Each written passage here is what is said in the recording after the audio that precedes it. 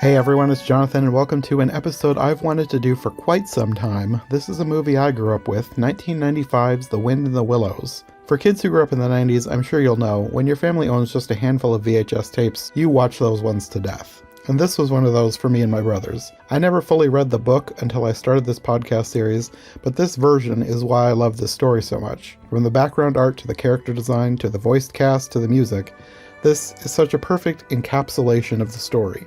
It's not a perfect adaptation, as I've discovered now having read the book myself, but it gets the vibes right, and that's one of the most important parts of adapting something for me. Joining me for this episode is my cousin Sarah. She is also a huge fan of this story, not because she grew up watching it. I don't think she'd ever seen this version until we watched it for this podcast, but she loves the book, and when I started working on a series on Wind in the Willows, I knew I wanted her to join me for this one. And not just this one, but the sequel, which I had never seen, and as a kid I didn't even know existed, so it was interesting to see how that held up to the original. But before we get to that, let's talk about my version of The Wind in the Willows, the 1995 British animated version, produced coincidentally by one of Sarah's favorite filmmakers, John Coates, who did one of her favorite Christmas films, The Snowman, as well as one of her favorite animated series, The World of Beatrix Potter and Friends. Once she discovered that this one was by the same person who made those, she was excited to watch this one as well. This is the version I grew up with, so lucky you. Other than an excerpted chapter that was in like a childcraft book, this was my main exposure to this story as a kid. I don't feel like I had a lot of exposure to it as a kid. I might have been a teenager or in my 20s when I got the book. But I've had plenty of exposure since then. Mm-hmm. But yeah, I remember some sort of horrifying live version on PBS, and other than that, I don't think I watched much animated to do with it. Okay. But yeah, if you were going to be raised with an animated version, this seems like one of the best ones that you could be raised on. Yeah, I really liked it, watching it through again. It's one of those things where you start watching like, is this going to hold up to my memories? And I think it did. Good. No, and well, you got me on board pretty quickly because it's John Coates, who also did The World of Beatrix Potter and Friends and Snowman, both of which I love. I noticed there was a lot of people, like when I was doing the research for this, there was a lot of people in the voice cast who also did voices on The World of Beatrix Potter and Friends. The mole is Timmy Willie. I recognize that. Yep. Well, we can go through the cast. We have Vanessa Redgrave as the narrator. Which I loved that. Yes. She was wonderful. And I was trying to think, like, where else do I know Vanessa Redgrave from? Because I know the name. Like, she's... Like, you hear the voice and, like, it's Vanessa Redgrave. I was going through her IMDb and was like, is this movie why I know her? Oh, maybe. I saw things that, I vaguely recognized. She was in Mission Impossible and Cars 2. Really? But, like, I don't remember who she was in either of those, and I'm not even sure I've seen the first Mission Impossible movie. I've never even watched the whole thing of Letters to Juliet, but I loved her on that movie. Is that movie I watched part of with you? I don't remember if we ever finished it. I don't know, but she was lovely on there. And she does get a happy ending. So... Oh, that's good. Yes. So having her translate over to this... I mean, there's a part on there where she is reading a letter, and it's really, really nice, and maybe that helps in my mind to translate her over to this, where she is the narrator. And yeah, she's cozy. Mm-hmm. And I love that they're setting it up in that era with that wonderful steamboat that would be so fun to ride on. I was thinking it would be fun to ride on that thing too. And I think there's a phonograph, and yeah, it's just very charming. Yeah. I was kind of wondering if maybe that opening was inspired by the various versions of Alice in Wonderland that have the boat ride. I mean, so much of the book is on the river that it just makes sense for them to be on the river at the beginning. Yeah.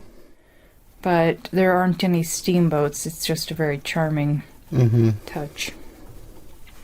The kids, when I first saw them, I was like you could tell they were not professional actors. I mean, for this, it's not like they had to do an hour's worth of stuff. Mm-hmm. You're setting it up and capping off the story. So it's not like they had any really hammy dramatics that they needed to go into. And they were not doing like a youth group reading of their lines. And if you...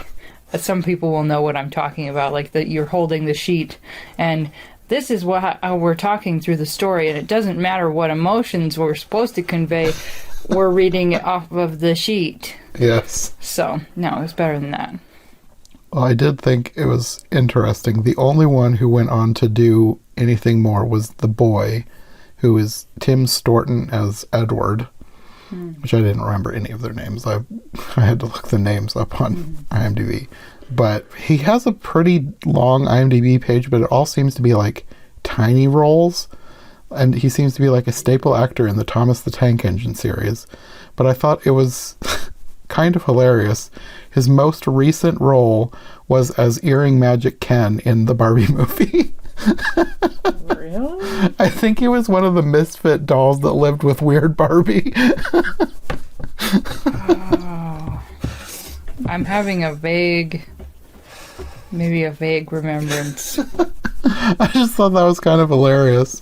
So he played that character? Yeah. Oh, now I want to know which character that... Oh, come on. I could do a Google search. Yeah, I want to see. I want to see what young Edward grew up to be.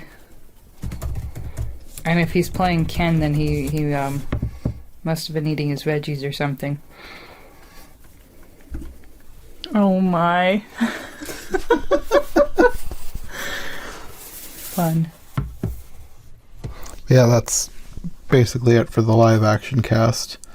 For the characters, the main characters, Alan Bennett is Maul, and as you already said, Timmy Willie in The World of Beatrix Potter and Friends. One of my favorite characters. So cute. And I had to look all these people up, of course. Some of them I thought I might recognize the voice, but for him, the biggest surprise was that he was the mouse in the 1966 Jonathan Miller BBC Alice in Wonderland. The black and white one. Timmy Willie was? Yeah. So he basically is very good with the cute animal role. Apparently. The only other voice that I recognized was Badger's, but carry on, maybe I'll know somebody.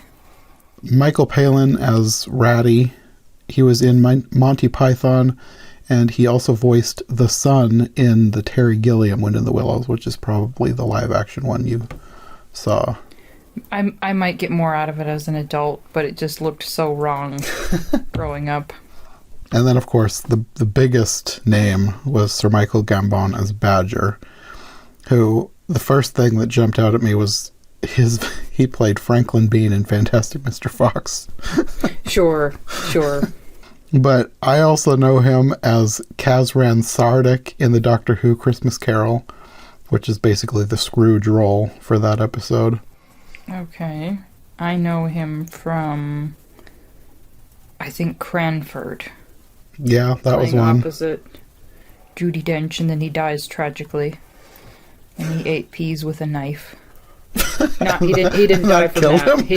He didn't die from that. It was just a random part of the... Well, I'd also forgotten that he was Mr. Lawrence in the 2017 Little Women miniseries. I also remember him from, I think, Wives and Daughters. Mm. And he was like a bigoted old man, and the main character was very sweet and patient with him, and he came around. And it was lovely. I mean, she was saint. She was a saint towards him. Yeah, he has a very long list of credits, a lot of which I actually recognize, but that's what stood out to me the most was some recent things we'd watched. If you're working with him, you're probably making something cool. And then Rick Mayall as Mr. Toad, and the thing that jumped out at me first was he played Prince Froglip in The Princess and the Goblin, which I reviewed on the podcast last year. Did I watch? I probably didn't. You didn't watch that one with me. And he was also in Blackadder, and he was also somebody who was in The World of Beatrix Potter and Friends. What was the thing that we watched with all the goblins? Was it live action or animated? It was animated, like from the 80s or something. and it was like maybe a George Oh, McDonald. maybe I did watch it with you. Like a I did George watch that with McDonald. you. I didn't do Yeah. the podcast with you, but I watched it with you. Okay. That was it, yeah. Yeah. So Toad was in that one. Yes. Which character? Prince Froglip, the Prince of the Goblins. Okay, so another nasty reptilian creature. Yes. And in the world of Beatrix Potter and Friends, he played Tom Thumb, which doesn't mean anything to me, but you've seen the show, so you might know the name. Which episode? I don't know, I just wrote down Tom Thumb in the world of Beatrix Potter and Friends. Oh, I know. I think he was one of the Two Bad Mice, which they did a dual episode with the Two Bad Mice and the Town and the Country Mouse with Timmy Willie. So they were basically on the same episode together. And then the last three are a bit smaller. The person who played Otter was N. Rytel, and he did a ton of voices in the world of Peter Rabbit and Friends, like so many that I didn't even bother writing a name down. Oh. And then Emma Chambers as the jailer's daughter. She was Alice Tinker in The Vicar of Dibley. As soon as I heard the voice, I recognized it. And then the barge woman was played by Judy Cornwell, who played Daisy in Keeping Up Appearances. Really? Yes. My brain did not register that. It did to me. She's perfect for that kind of a character. Mm. I don't know if it registered for you. It's probably just because this is a nostalgic childhood thing, but to me, the opening music is, like, iconic. I mean, you're watching for like 3 seconds before you recognize that you're watching something cozy. Mm-hmm. So between the atmosphere and the music, Mm-hmm. it's lovely. And it's nice that they set it up as a narration before the animation. They could go right into the animation, but Yeah. that added another layer of cozy. Yeah. What did you think of the art style of the whole thing? Really nice. It seemed like an illustration to me. Didn't they have kind of the pencil stroke thing that you would have along with this, kind of like the snowman?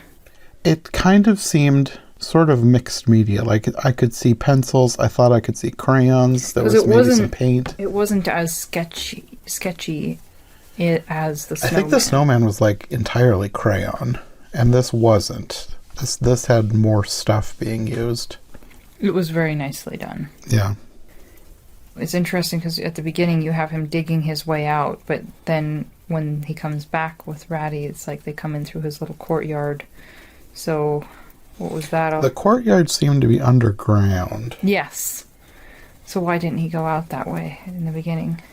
I don't know. Questions that are slightly irrelevant.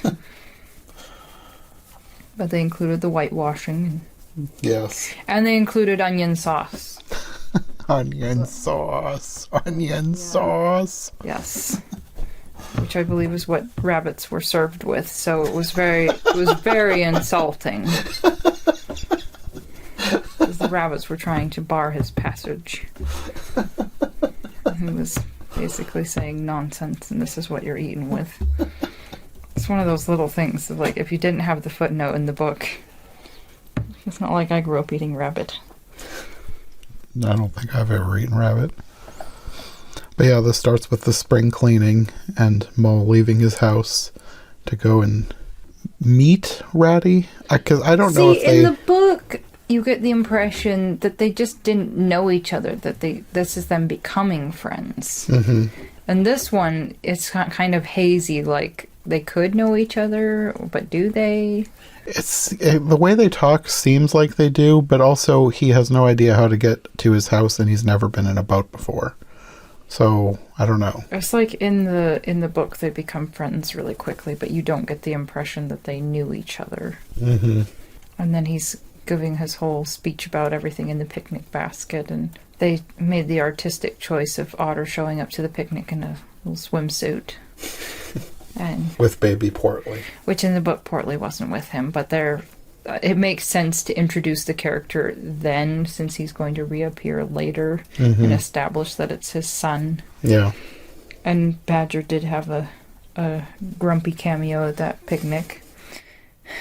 And then that whole little upset with the boat, like, they stayed pretty like, they did a good job conveying Mole's character in this one, and how he'll, in the book, I think you get even more of a sense of how foolhardy he is grabbing these oars, but I think they did a good job with this scene. Mm-hmm. And one thing that that doesn't happen in the book that I recall, but that makes sense in this movie, is how he tells him, you know, you better stay on with me and I'll teach you about, you know, boating and things. And it sets the story up nicely for him to stay with him.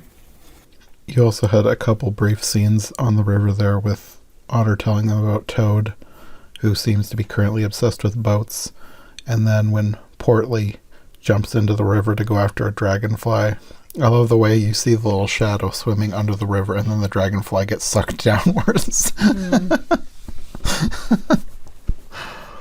Sometimes it's little touches.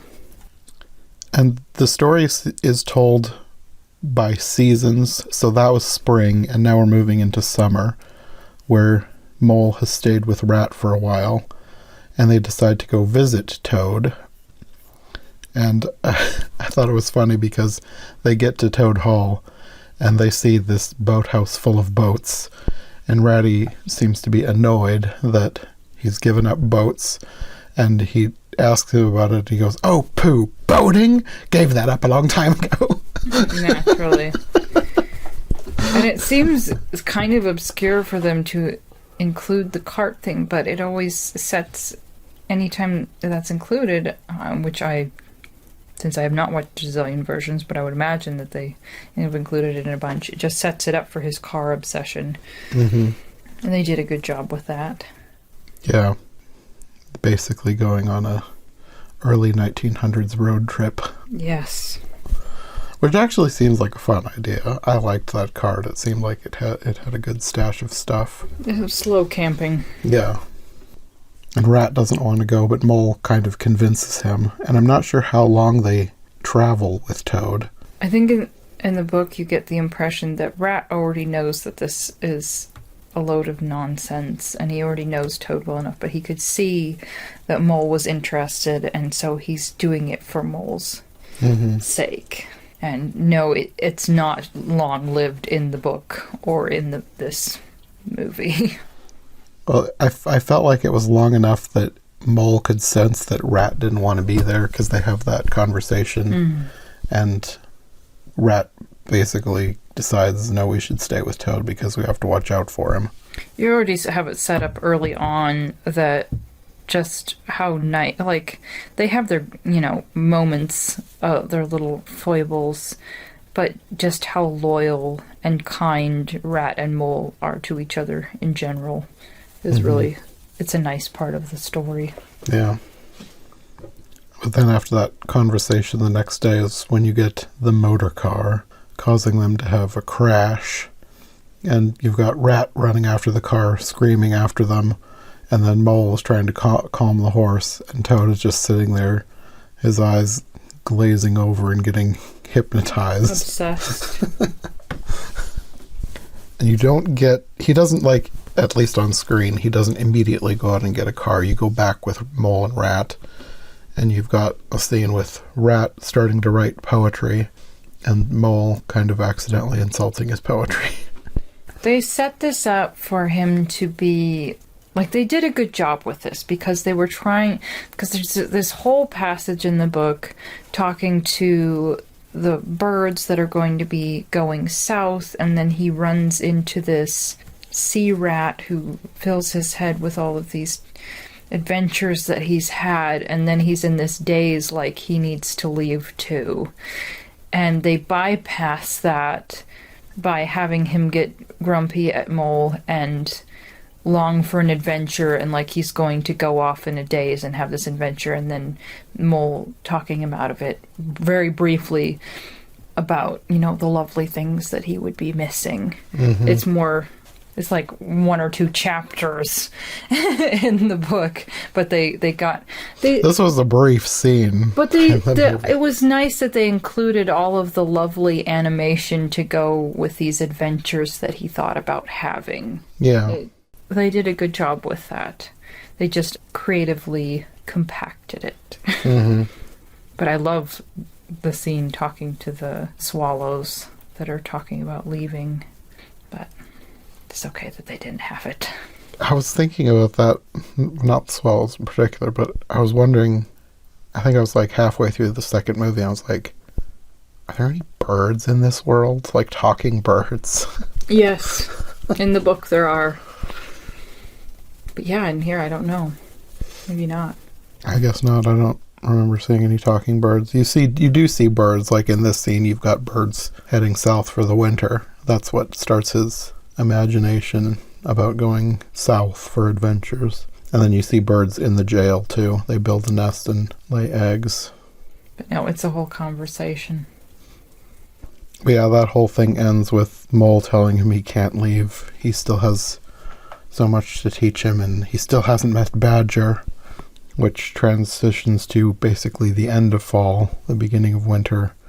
They still haven't met Badger, and Mole is getting impatient. Mm-hmm. So he decides to go out and find Badger himself, going to the Wild Wood. He was sneaky about that in the book, and naive. Mm-hmm. And his journey through the woods reminded me of the scene with Snow White running through the forest, with imagining that she's seeing creatures in the trees, and except he is seeing, like, he is surrounded. Well, he is surrounded by weasels, and you do hear them, but like there's at least one where he sees this big grove of things that looks like a pig monster, and then it switches, so you can tell it's just trees. Sure. But that's the main thing that reminded me of Snow White, was him imagining that he sees a big monster, and It's not really a monster. But no, they did a good job with all the little noises and... Yeah, the little whistles. Yeah, Rat wakes up after he's gone and hears something from the woods and goes after him. And he eventually finds him hiding in a hollow tree, saying he's exhausted, they can't leave now. So they wait, but then it starts snowing. I don't know, were they trying to leave before it got too deep? Because to me it was just like, you're in a hollow tree, just stay there until the storm is over. I'd have to look in the book, but it may have already been snowing before. Oh shoot, I'd have to look when the snow began. Okay, it looks like this was pretty accurate to the book, of having him find him and Mole needing to rest and then discovering snow. So I was thinking that it was already going, but it doesn't really look that way. But yeah, they head out into the snow, and Mole ends up tripping over something and I guess cutting his leg. But it turns out to be the door stopper, or door scraper. And I recognize from this scene, like Mole not getting it and being grumpy, and then Rat being short with him after Mole is praised. Like, this is so accurate to the book. It might even be word for word accurate, this whole conversation. So they did a really good job with that. Mm-hmm. Yeah, they discover that they are outside Badger's house, so they ring his bell, and he is at first grumpy, but then he invites them in. Accurate. And they did this scene a little bit differently than the book, but they did a good job. They did not capture the code. It would be so hard if you did it with the narrator overlaying the exact words of the book for this scene, at least some of the scene, to set the stage. Then you might capture the coziness of it. Mm-hmm. But without that, it's hard to do that. Rat and Mole tell Badger about Toad, and they want to have Badger come back with them and help him see sense. But Badger doesn't want to do it until spring. It didn't seem like they stayed with him very long, but I would have thought that they would have waited until... They stayed the night.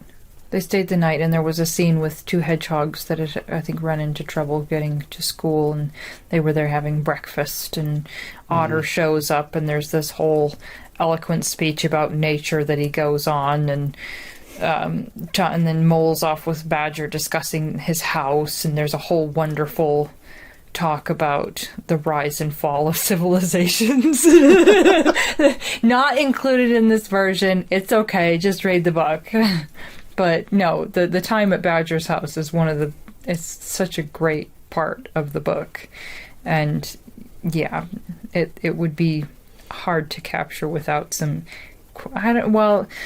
the part about the rise and fall of civilizations is Badger talking, so it would just be a matter of, are you going to have the patience to include that?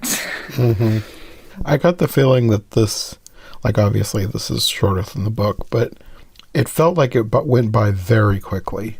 And it is like only an hour and 10 minutes, so it did go by very quickly, but I'm sure that there was a lot of stuff in the book that they had to cut out for time. And then I think they transitioned directly into the scene of trying to find Mole's house. Yeah, they left and it seemed like they just went out in the snowstorm again. And see, the thing is, that's a whole separate chunk in the book. I think maybe they've been, and I'd have to look at it, but I think maybe they had just been off tramping or doing their own thing on an entirely different day. And you have this... It's its own chapter, and it's like a short story within the book of how they go through a human village. And then they're wanting to get home, and I mean, I think it starts with like the scurrying of sheep, and there's this whole discussion about this parrot that they can see behind a window blind or something. And just all of these little things. And on the way home, he catches the scent of his place. But it makes sense for an animated version to just smoosh it together. Mm-hmm. And this one, they didn't have the carolers. It was still nice the way they did the scene, but the carolers are a very cute part of the book. Mm-hmm. Yeah, they head out and Mole catches this whiff of his house and starts to feel really homesick, so they decide to go find his home.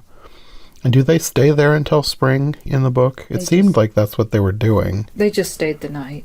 Okay. As far as I know. I also noticed that when they're going through his courtyard, there's a fountain with fish. Yes. I was like, how did they survive almost a year without anyone feeding them? It's the magic of the book. I don't know. And they're underground, so... Yeah, in winter. I don't know. Are they in the book? Does he have fish in the book? Time to find the passage. Suddenly, without giving warning, he dived, but the rat was on the alert and promptly followed him down the tunnel to which his unerring nose had faithfully led him. It was close and airless, and the earthy smell was strong, and it seemed a long time to Rat ere the passage ended, and he could stand erect and stretch and shake himself. The Mole struck a match, and by its light the Rat saw that they were standing in an open space, neatly swept and sanded underfoot, and directly facing them was Mole's little front door, with Mole End painted in Gothic lettering over the bell-pull at the side. Mole reached down a lantern from a nail on the wall and lit it, and the Rat, looking round him, saw that they were in a sort of forecourt. A garden seat stood on one side of the door, and on the other a roller, for the Mole, who was a tidy animal when at home, could not stand having his ground kicked up by other animals into little runs that ended in earth heaps. On the walls hung wire baskets with ferns in them, alternating with brackets carrying plaster statuary. Is it Garibaldi?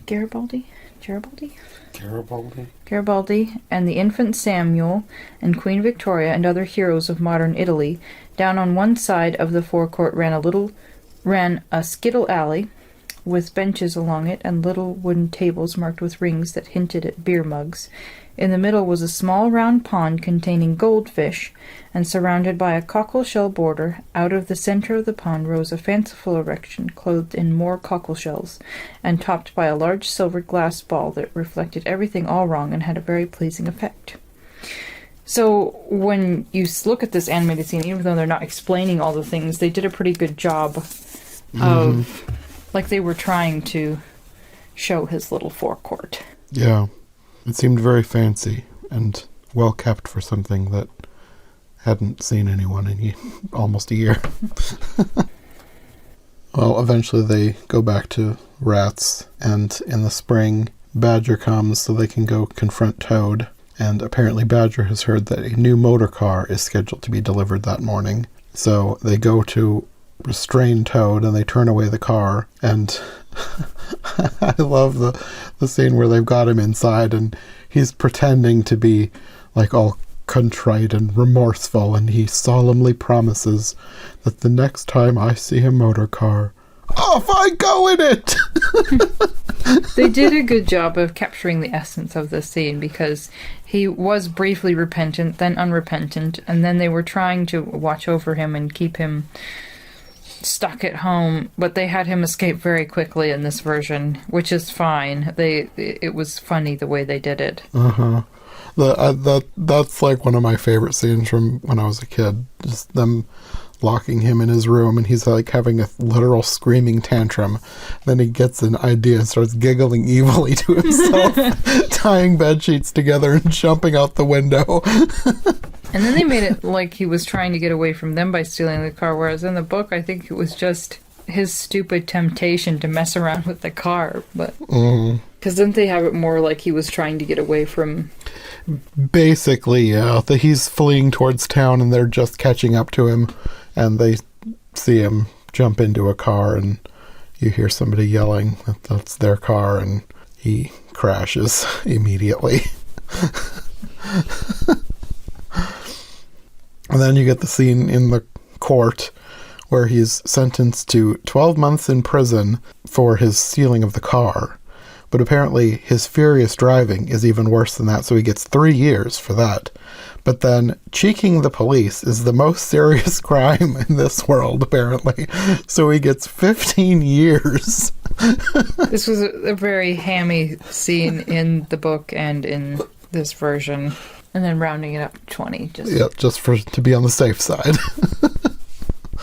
And I don't know how long he spends in prison, but it has to be a while, because you see birds building a nest on his window and laying eggs and everything. So I'm going to guess he's there until at least summer, like several months anyway.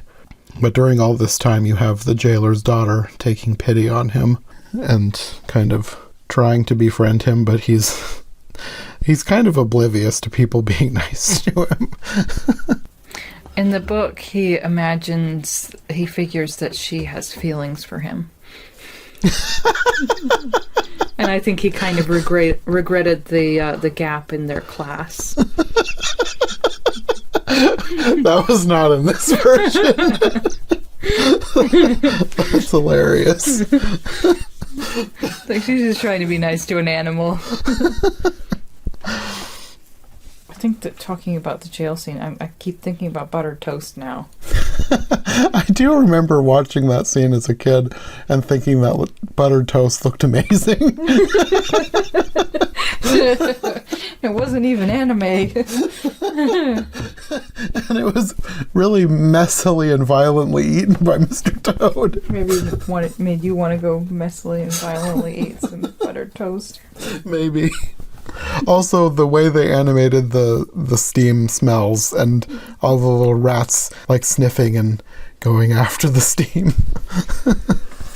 They just made it seem so delicious. You also had a little scene where he's in jail where I think he's like making friends with a group of non-sentient rats. They seem to be just like regular rats. And he's like telling them a story of what he's done. And he's like admitting that what he did was terrible and his sentence was just, but he's also very proud of himself. I think, maybe especially for the cheek. How creative that was or whatever. And you have interspersed with all the scenes in prison, you've got I think you said it was taken from elsewhere in the book, where Portly has gone missing. So Mole and Ratty are rowing up and down the river trying to find him. Mm-hmm. And they eventually find him being looked after by Pan. Mm-hmm. Well, they never see Pan. Well, do they? I guess that could be up to interpretation. They definitely notice and talk about seeing his footprints. Right. But at least from what we can see, he's in front of them and he's hiding Portly, petting him for a little bit, and then he disappears. It's a weird chapter. And that's another one that's almost a short story within the book. And that's this idea that Pan is the guardian of little animals. I don't know why Kenneth Grahame made this chapter. It doesn't, like, it's very poetic, but I don't fully get it. You could kind of tell that it had been forced into this scene. The way they talk about Toad in the conversations with Portly, it's just kind of like they're jumping back. I don't think they talk about Toad at all in that chapter. Like, it's its own thing, kind of like the one with him going to his home again. Mm-hmm. It's like it's its own thing. Yeah. I get the feeling that when they were putting together this movie, somebody just really liked the Pan chapter and wanted to find a way to fit it into the movie. Maybe because you can totally tell the story without it. Yeah. So you have to find a way to make it make sense, and I don't know that they did a perfectly good job of making it make sense within the story of Toad going to jail. I can't remember now. Were they trying to talk a bunch about Toad during this, or? It was like they kept changing the subject. Like they would talk about Toad, and I think Rat had a line about save your pity for Otter, his son's gone missing, or something like that. Right, they were weaving it in. Yeah. Yeah. I know, and then the whole, like, he's hearing the voice of Pan, which Rat did hear it better. Like, Mole, I don't know how much Mole could hear it. He could sense Pan, but... Yeah, after that, you have the jailer's daughter coming to Toad with a plan to break him out of jail. She talks about her very poor aunt, who, if they help him... they don't actually say, like, she starts whispering in his ear, but you get the idea that, like, if you give my aunt some money, we'll help you get out of jail. Mm-hmm. So her aunt is a washerwoman. So they disguise Toad as her aunt so that he can get out of prison without anybody noticing. Which in the book, I think she insisted on being tied up like she had been. Oh, really? Yes. Like, yeah. Yeah. I wondered about that. They had, she wanted, like, it wasn't going to be very convincing anyway, but she wanted it to look like. Because when I was watching it this time, I was like, so what are the people who run the prison going to think if Toad just disappears? Are they going to, like, come after the jailer's daughter? But if the part of their plan was to make it look like he had tied up, yeah. Okay, that makes sense. Yeah. Although it just adds another to the long list of crimes that they could get him on later. Mm-hmm. Yep. So he flees prison and he hitches a ride on a train, and you meet the engine driver he seems like a nice guy, but when he finds out about Toad, he's not liking the idea of helping him, but then they're being chased by the police and he doesn't like the idea of the police telling him what to do. Mm-hmm. So he helps Toad. That cracked me up. In the end, it is a Toad. So he basically has him jump off the train at the last second when they go through a tunnel so that he can escape. And the next morning, Toad comes across the barge woman. There's this big barge being towed by a horse, and she offers to give him a lift in exchange for washing some clothes, which he fails at hilariously, and she's laughing at him. And I love it whenever Toad gets outraged. I think I've said it before. I don't remember if it was in the episode we did a while back with Nikki or if I just said it. But, like, Toad is the kind of character that I love watching on a movie. But if I knew him in real life, I would hate this person. Sure. I don't think I hate him in the first one. I'll save that for the sequel. I wondered. It's like, in the book, he is very foolish and silly and obnoxious and everything, but in the end, he is a fairly good-hearted creature. And he does change, which we'll get to later. But yeah, he's insulting the barge woman, and he reveals himself to be Mr. Toad, which she is repulsed by. Just the fact that he's a toad, she is repulsed. So she throws him overboard. So then he goes and frees her horse. Which is, yeah, that's a funny part in the book. What they don't include is the gypsy. As the versions that we've watched so far, they have not included the gypsy. Because I think he might actually sell the horse for breakfast to a gypsy. Mm. Yeah. Well, in this one, he just takes the horse and rides it away, leaving her stranded in the river. Unless he trades it for another horse and breakfast. I can't remember. I'd have to look. But yeah, there's a whole thing with a gypsy that apparently is easy to edit out. You can include Pan, but forget about the gypsy. So he's riding this horse back home, and on the way he sees the judge who sentenced him to prison. So he freaks out, and it seems like he's feigning a heat stroke or something. So they stop to help him, and in return he hijacks and steals the judge's car. The book is almost as silly, because in the book it's the guy that he originally stole the car from. Like, what? Did you just have animosity towards him for actually turning you into the police? What is going on with this? So yes, very foolish toad. Mm-hmm. And then he crashes again. And then you have the line that I feel like is one that my brother's repeated a lot when he sees the police coming and he yells, "The bobbies! Catch me if you can!" The bobbies! And he ends up swimming to Rat and Mole. So when he gets back to Rats, they reveal that Toad Hall has been taken over by the Weasels, and then Badger reveals that he's there as well and tells him he has a plan to reclaim Toad Hall using an underground passage that Toad's father had told Badger about, but would never have dreamt of telling Toad about. Mm-hmm. So they sneak into Toad Hall, and this whole scene was a lot shorter than I remembered, but I think I was confusing it with the Disney version, because at some point I saw the Disney version. I think I must have conflated the two, because the battle didn't seem to last very long in this version. Okay. I think it was longer in the Disney one. In the book, they get it over with pretty quickly. Mm-hmm. Yeah, they drive the Weasels out, reclaim the house, and then immediately start planning a party. And this is fairly accurate in that they're trying to curb his arrogance straight off, and he sings a song to himself about how great he is. Yeah. Which is pretty accurate to the book, except for that's where, in the book, he has the party and, like, his friends or neighbors or whoever are expecting him to be more grandiose. And he chooses to be modest, and I think it was a bit of a downer to them, but after that he does choose to be more modest. Mm-hmm. Whereas in this one, they left it wide open. It's like he hadn't learned a single thing. And next thing you know, he's in an airplane. Yes, his only modesty was there because of Badger forced it.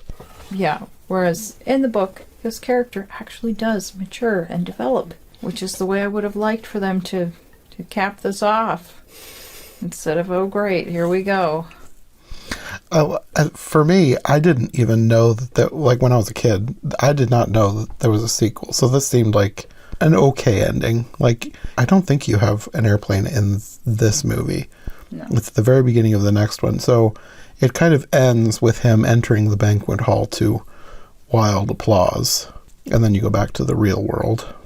So, yeah, when I was a kid, I had no idea that there was a sequel to this. It was just, this was the only movie we had. You were spared. But yeah, we go back to Vanessa Redgrave with her grandchildren, having a picnic on the riverbank before going back to the boat. And she explains that Toad was forced to send gifts and money to everybody that had helped him, and that the 4 animals became legends to the Weasels, who used them as cautionary tales to their misbehaving children. That cracked me up. And then over the credits, you get some voiceovers from characters from earlier in the story.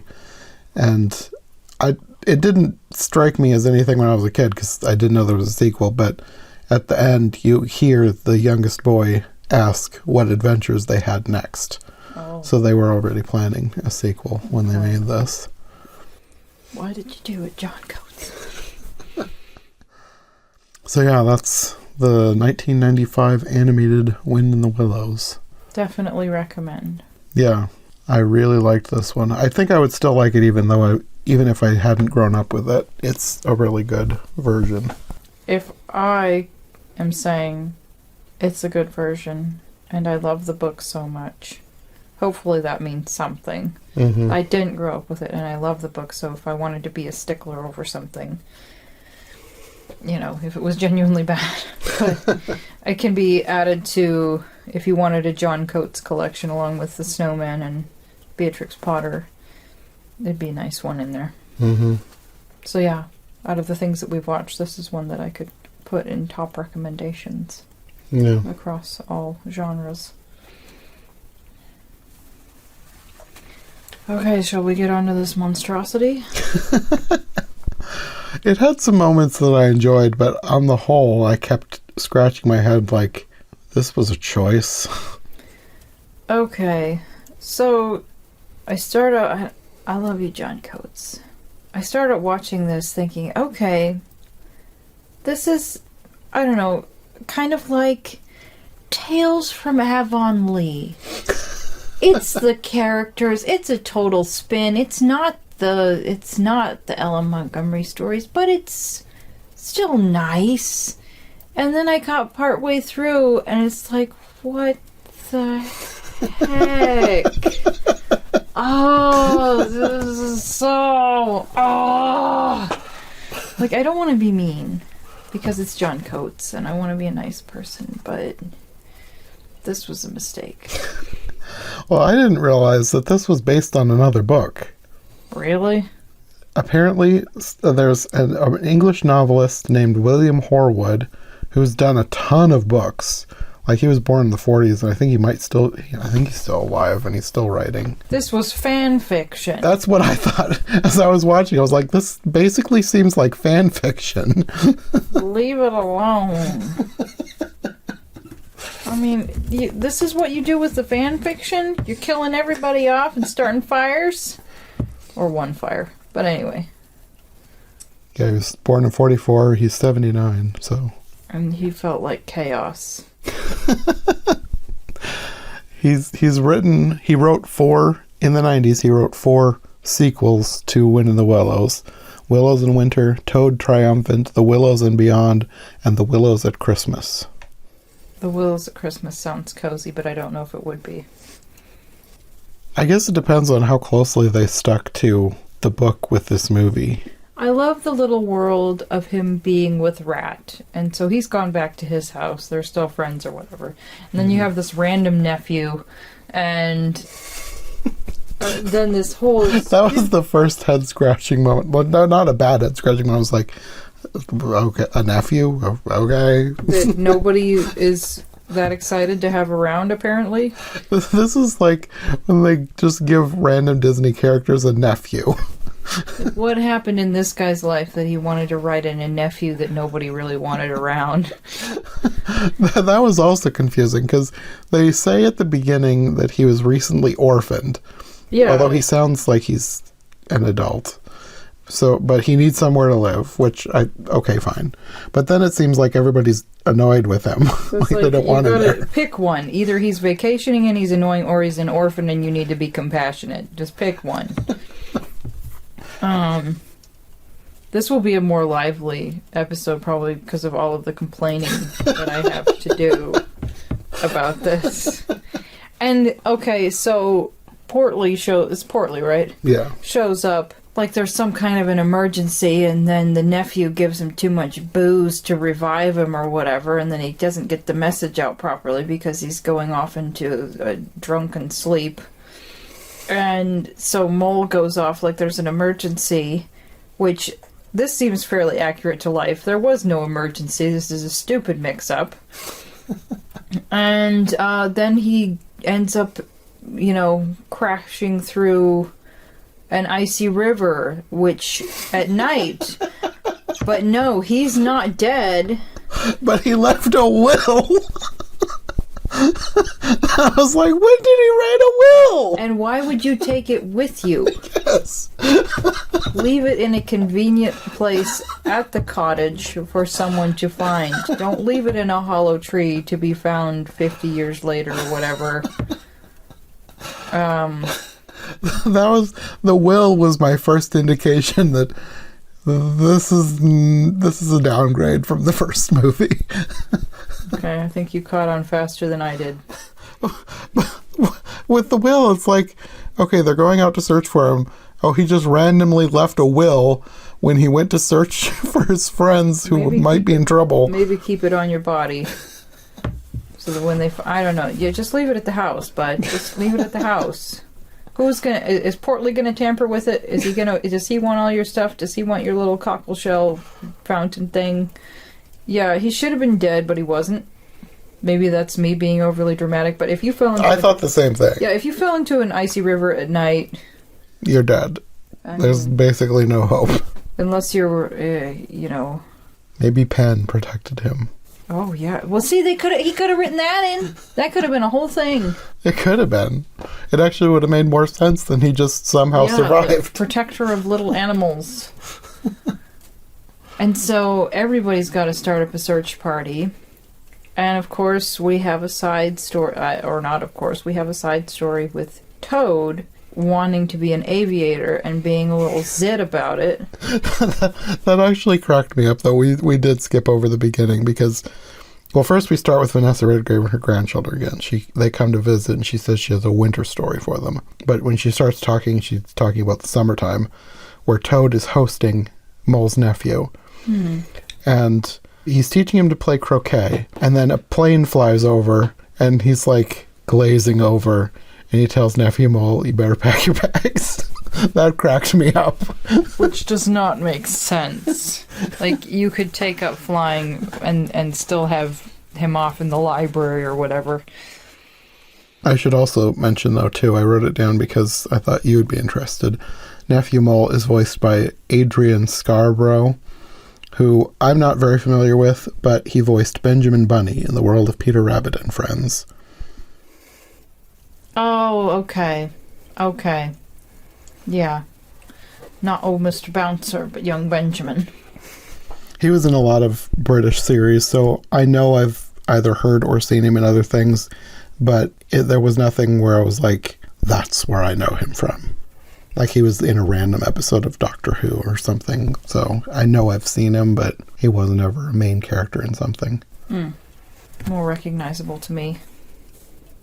The guy helping him with flying was being so nice. Trying to flatter him and keep him from killing himself or something. Yeah, with the search party, they see Toad fly overhead because you have this whole thing with Toad. He's not allowed to fly the airplane himself. I don't know. They must need a pilot's license or something. And also he hasn't had any training, so he's got this pilot. And he's telling him that he needs people to see him flying his plane. So they come up with this thing where the pilot's going to be like, duck down out of sight or something, so that Toad can be the only one visible. So they see Toad fly over and decide that they're going to get him to help search for Mole, which is actually very logical because that would be a much better way than just searching on foot. I should also say they recruited all the Wildwood animals because... Okay. Gotta have a search party. I was like, I wouldn't trust these people. But I guess they threatened them into helping and promised them a party also. Also, I don't know if this is supposed to be a character from the book, but it seemed like Badger had a little hedgehog servant. Which is not in the... I mean... In the book, you have the two hedgehogs that were on their way to school that end up at his house having breakfast. But they're not his servants. I couldn't figure out if they were supposed to be his servants or not, or this one, at least, seemed to be helping, but he never said anything, and he was just kind of there. So I was like, okay, did Badger get a servant sometime in the past couple of years between movies? You never know. And this is where I started to get, mad. Because Toad was more concerned about showing off and getting his own way and didn't really seem to care about Mole, which you can try and write that off as he maybe doesn't understand how serious the situation is. But he was being so obnoxious. It's like somebody needs to step on him and end it. Just kill the toad. Kill the toad. Sarah's murderous side comes out. This was ridiculous. He wants to be messing around up in the sky, being obnoxious, after he's taken the clothes from the other aviator who actually knows what he's doing. I will say, though, the scene where he tricks him into going into that little shed and you just have the silhouette of the toad jumping on his head. that was probably my biggest laugh of the entire movie. That's good you enjoyed that. There was a lot about Toad's antics that, devoid of the context of him being a selfish jerk, cracked me up. You might have actually enjoyed it when you were 12 or something. Probably.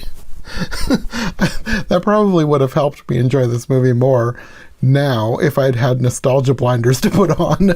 But since I didn't know this one existed until I started researching for the podcast, I don't have the nostalgia blinders on. So I can only say that Toad sometimes made me laugh, but for the most part, this was a much reverted and even worse Toad than the first movie. Yes, no, he needed to die. But I'm glad that you were probably laughing at stuff that I wasn't, where I was just sitting there feeling frustrated. And then then you have Rat falling out of the plane. Is it just me, or did that just feel... I mean, in real life it would be drawn out, but it's like, he's falling and falling and falling. It seemed like they were trying to do, maybe not recreate the thing with Pan, but sort of give Rat, I don't know, a spiritual experience. Like he had a near-death experience or something. Like he had seen the afterlife and nobody wanted to listen to him, and that was pretty much it. And also he had the scene where he's like sitting on the riverbank communing with the river or something. Yeah. Which, when that happened, I was like, okay, I guess that sort of tracks from his attitude from the first one. Yeah. But then the near-death experience was like, okay, whatever. It seemed weird, but also Pan was in the first movie, so I shouldn't think too hard about it. Yeah, that's less out there to have the near-death experience of seeing the animal afterlife, which, however fanciful you want to be for the story. I should also say, too, I completely forgot when we're talking about the pilot. The pilot is voiced by Mike Grady, who played Barry on The Last of the Summer Wine. Really? Oh, that did not register. It didn't to me until I looked him up. Barry. Oh, Barry. And also, Chief Weasel was voiced by Mark Lockyer, who played Peter Rabbit in The World of Beatrix Potter and Friends. Really? He's a versatile actor. How many years were between those two roles? Like 2. What the heck? He's a versatile actor. Did he go through puberty between them, or what happened? I don't know. That's just what it said on, I think, IMDb. I'm vaguely confused. Because he has a boy, not a man voice, but a boy voice for Peter Rabbit. And I'm assuming, and I can't remember the Chief Weasel's voice now, but I'm assuming that it's nothing like... Well, the episode that he voices Peter Rabbit in is not the story of Peter Rabbit, it's the tale of Mr. Todd. Is he an adult in that? Oh, yeah. Okay, that makes more sense. Yeah, no, he'd grown up and he was helping Benjamin Bunny, whose babies had been kidnapped by a badger. Mr. Badger. Okay. A different Mr. Badger. Yes. A bad Mr. Badger. Well, an animal, you know. But yeah, after Rat is dumped out of the plane, everyone is understandably basically enraged at Mr. Toad, and they're all shouting, "You can go hang." And then they kind of not forget about him, but they don't bother going to look for him because he ends up crashing. It should be noted that Rat did have a parachute that he finally pulled Yes. at some point. Yes. Thankfully, he had the presence of mind to put that on either before they took off or maybe he found it in the plane. Either way, he knew he needed it. eventually, after he'd fallen and fallen. Mm-hmm. Over probably not that great of a height on the English countryside, but, okay. Anyways, Toad ends up crashing in a greenhouse. I don't remember where the plane ends up, but everybody talks about it like the pilot saved the town by crashing where he did.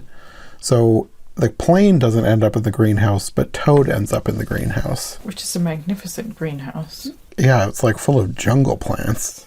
It looked like a really cool place to visit. Yes. And I kind of liked the way they had, you have the, apparently belongs to the judge, so okay, enter the judge again. And isn't a cleric with him and somebody else?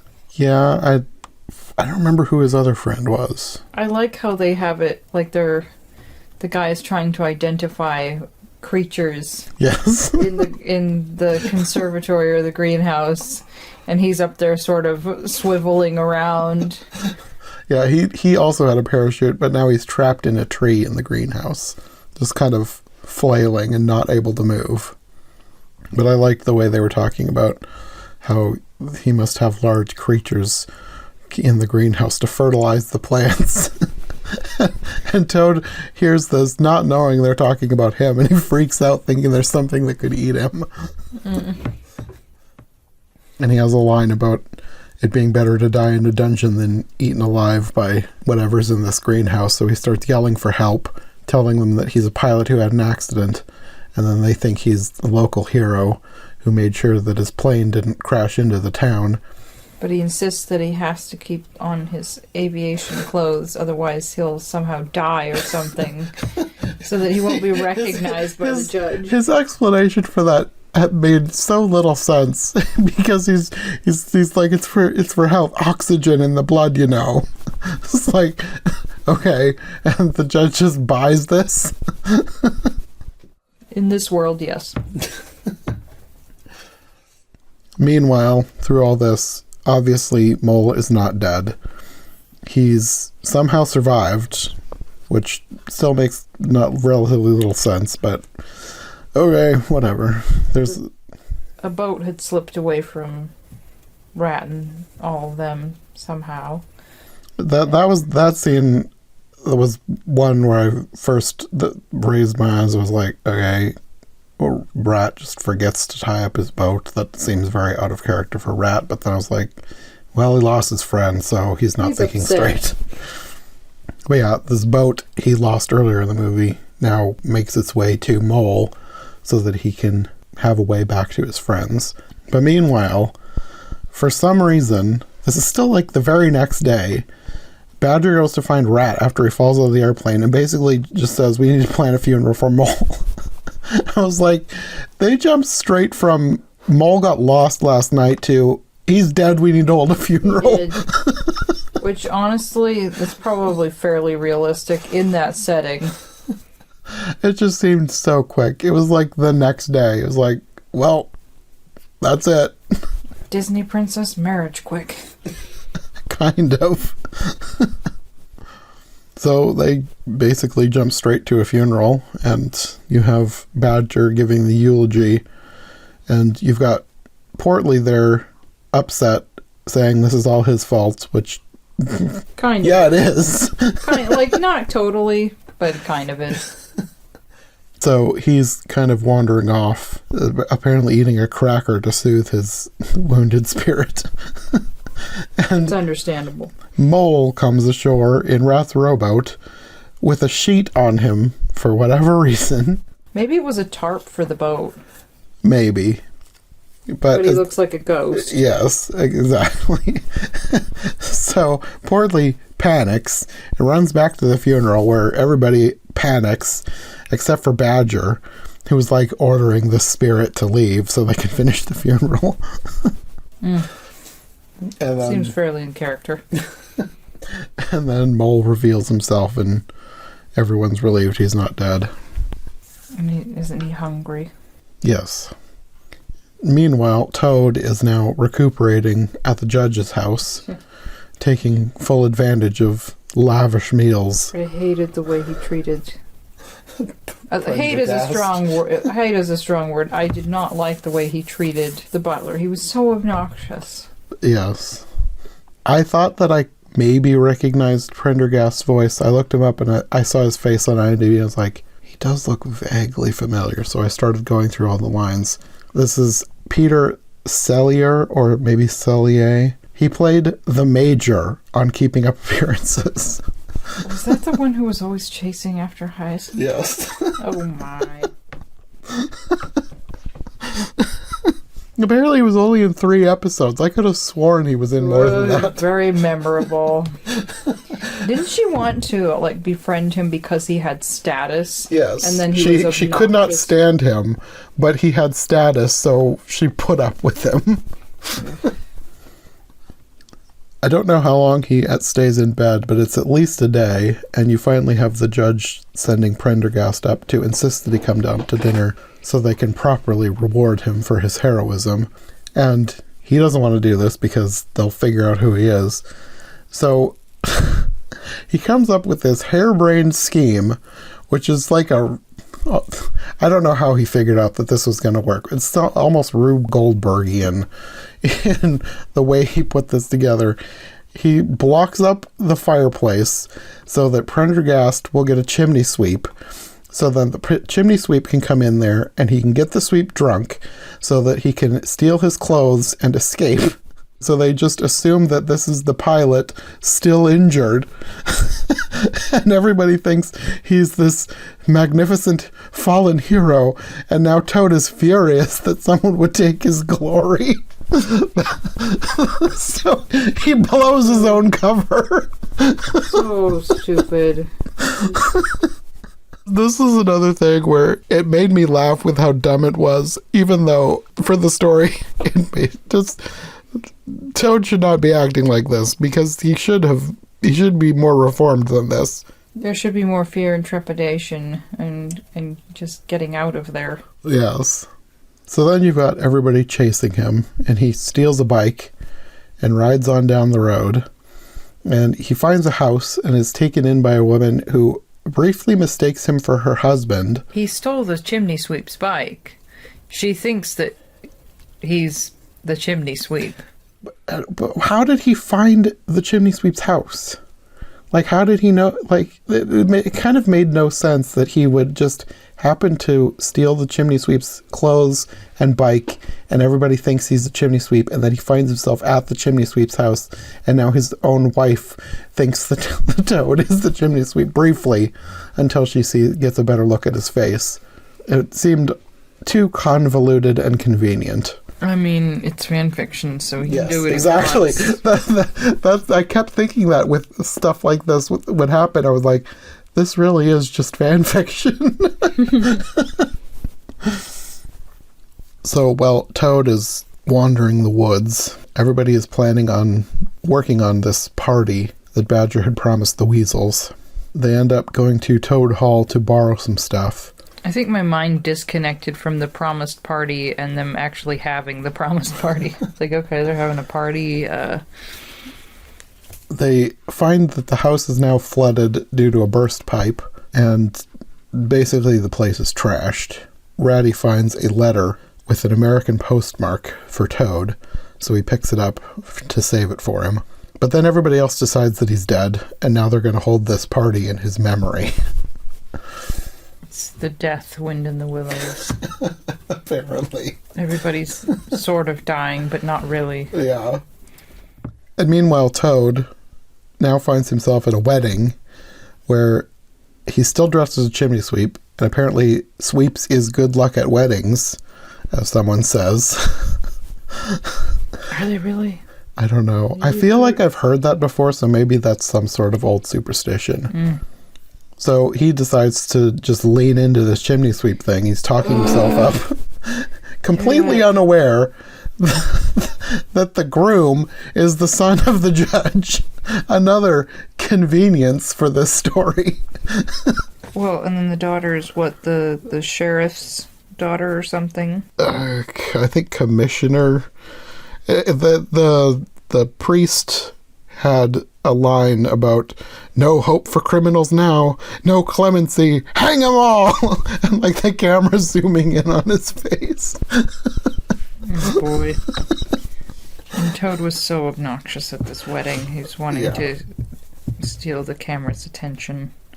Yeah, he's posing for pictures with the family when the wife from the night before bursts in, screaming that he's pretending to be her missing husband, which alerts the judge, who turns around and spots him, and he's now finally caught. So then you get a line from Vanessa Redgrave saying that winter is ending with no news of Toad. It is now spring, and Badger is reading the paper and finds a story about Toad. Apparently everyone thinks he murdered the chimney sweep. Which just... Because why not? At that point, I was like, what? The chimney sweep was last seen drunkenly stumbling around the judge's house. You would think that they would know where the chimney sweep was. Why is the judge prosecuting Toad for the murder of a man who is living in his own house? Ish. So Badger tells everybody about this, and Rat says something like Toad is incapable of murder. And I liked that Badger chimed in, manslaughter, perhaps. Would that be like accidentally? Kind of. Oh, he's fully capable of that. And Rat also points out that there's no mention in the article of his airplane. So really, the thing that he is in trouble for is murder, which is so ridiculous. So, for some reason, Badger decides he needs to help Toad. I don't know why. I mean, going to jail for murder is rather serious, so if he can help That's true. That's true. So, he writes a letter to an old friend of his, the editor of The Times, which is apparently a huge deal. I'm guessing it's not the New York Times. It must be a different Times. Like the London Times. So, Toad ends up in court, where he is basically manipulated into giving up his rights to a lawyer, and he pleads guilty to all 116 charges. Were all of the people he was facing rather homely obnoxious? Like, the way they drew them? Yes. Whatever weird skin tone they wanted to give them. Yes. At this point, he actually finally seems like he's sorry for everything. And he's crying and confessing to having abandoned the search for Mole and possibly killed Ratty. Because I don't think he even really knows if Ratty survived the fall. So apparently... It took a while for that conscience to kick in. That's what I was thinking. I was like, he went through all this stuff, and he's now looking back at the events of that day. He's like, oh yeah, I think I might have killed my friend. Whoops. Forgot about that while I was scarfing chicken in bed. You gotta give him credit for whatever he's managed to... Oh, man. So all of his confessions confuse the court because nothing he is confessing to is what they have as his charges. They have no idea what he's talking about. And the judge accuses him of impersonating a pilot in order to steal his silver. What have these people been taking? I don't know. This, of course, infuriates Toad because he insists he is a pilot and he has plenty of silver of his own. Thank you very much. And I don't remember exactly what he says. It was something like telling him to go to the devil or something, which basically seals his fate. He's done for. But then suddenly a letter from the Times editor is delivered in the middle of court proceedings for whatever reason. It's all so contrived. This letter reveals that both he and Badger are vouching for the Toad's good character. And then Prendergast shows up and testifies on Toad's behalf. Prendergast, who he had given money to previously, so... I suppose that's why, even though he mistreated him. May have had something to do, probably a lot to do with that. Yeah. But then Prendergast also reveals that the person he has supposedly murdered is actually alive and working for the judge as a chef in his kitchen and has taken up with the housekeeper, the widow Coggins. And the wife of the missing man is in court and screams, "If he's alive, I'll murder him!"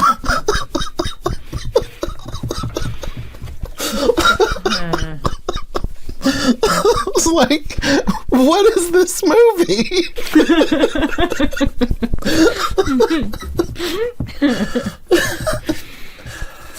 Yeah. Basically, after this, Prendergast reminds everybody that Toad saved the town, even if it was an accident. And then somehow he's just completely pardoned for everything. Well, the judge was acting like he wouldn't get reelected or wouldn't get some promotion or something if he didn't let him off. There's some little mumbled, I think, about that. And yeah. So then, apparently, the party is only just now finally happening. So this is like months later. It's like it took a really long time to put this party together. And you've got the Weasels talking about Toad being seen wandering in rags, completely barmy. And Badger insists it's not their Toad. And then the Chief Weasel's like steals a spoon or something, and Badger chases him out. That made me laugh. Just the way they animated him grab one. And then you've got the scene of Toad finally returning to Toad Hall, horrified to find everything in ruins. I loved his line, "My sofa!" Yes. And it showed off my legs so well. Yes, that might have been the thing that I found the most amusing in this whole movie. I was not expecting that line. And then you've got him sobbing about having nothing, and he'll be reduced to working at the poorhouse or something. And then he finds a tin of biscuits and a bottle of wine and a candle, and suddenly cheers up, I guess because he at least has something. And meanwhile, the party is apparently boring and dull, and Badger reluctantly tells Portly that he can put on his newfangled tunes. "Fetch me my earplugs." And Portly looks overjoyed and puts on ragtime music. I liked that was the newfangled tunes that he needed earplugs for. Yeah, that seems rather fitting with that character. He was trying to have a funeral dinner, in a sense, or at least he was trying to have a moment, like one song. I guess maybe that is why the party was dull, because he did say it was like in memory of Toad, even though they've found out that he's still alive. I don't know. Okay. Maybe Badger just wanted to insist that he was dead. He's dead to him. I don't know. Even though he vouched for him. And this is where it got even more ridiculous. Yeah.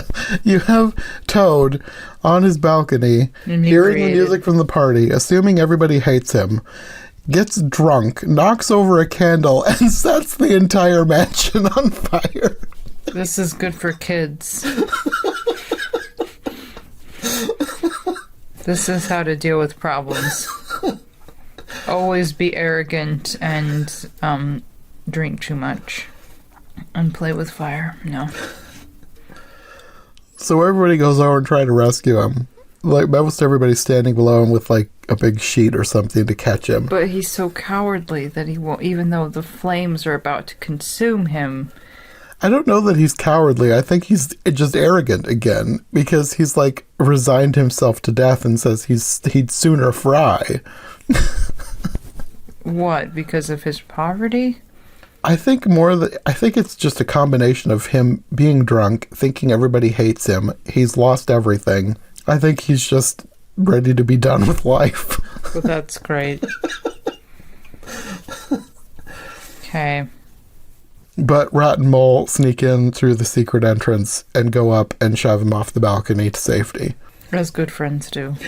Yes. So then everything is burning. Toad says he has no insurance. It's a waste of money. In line with his good sense so far this movie. So basically, he has literally nothing. But then, magically, the letter that Ratty found earlier in the movie. Because his good character beggars redemption. The letter says, his American cousin Bufo has died and left him $5 million. And he really stops to mourn for cousin Bufo. Without gleefully skipping straight to all the money he's just gotten. Ha ha. So that everybody's like celebrating as Toad Hall collapses into ashes. The end.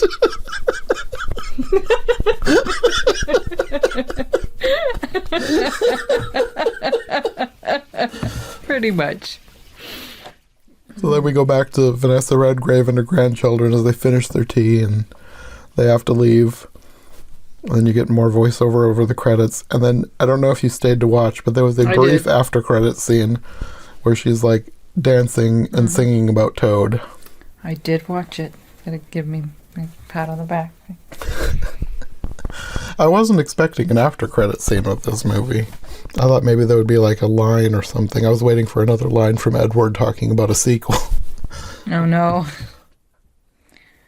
So yeah, definitely recommend. Yeah, watching this once was enough. I watched the first one twice, and I would watch it again. It was lovely. Mm-hmm. But this one was... It's one of those where I felt frustrated watching it. Mm-hmm. I was getting so irritated and frustrated watching it. And it's not the end of the world, but every once in a while I'll see a plot line where I just feel frustrated. And it would be nicer if I was just laughing over it, but I wasn't doing as much of that as I could have. No, it was frustrating is a good word, but I don't know, there was something about the way Toad acted that did make me laugh a lot. That's good, because I think it just mostly frustrated me and I wanted him dead.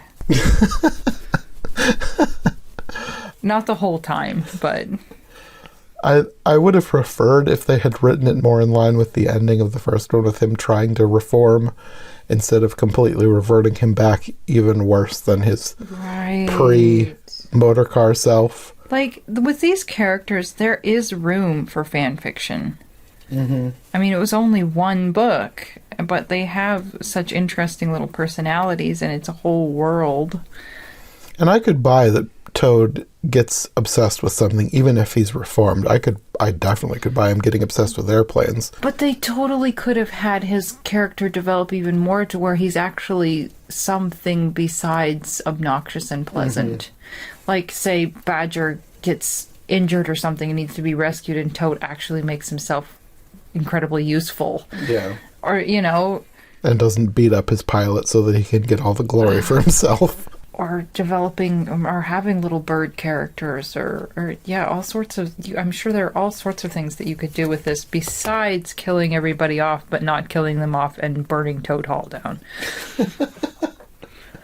And having people get drunk and carry on with the house help and whatever. Mm.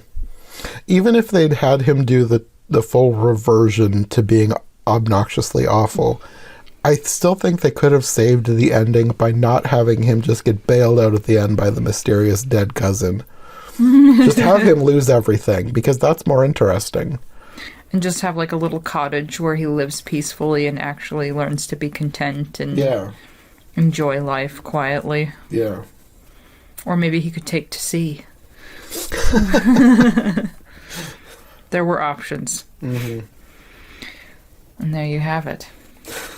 It burned down, he got a lot of money, and oh boy. Okay, well, that's all for that one. You've been told. Do you want to let people know where they can find you if they want more from you? I am Turnip Wilson on Redbubble.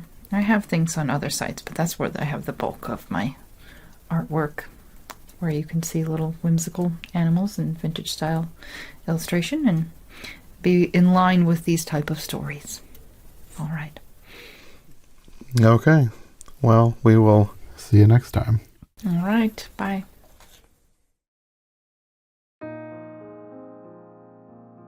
Thanks for listening to Every Version Ever. If you enjoyed this episode, make sure to subscribe and follow my co-hosts as well. My Linktree and all of our links will be in the description below. If you want more of my content, all my podcasts are available on YouTube as well as most podcast platforms.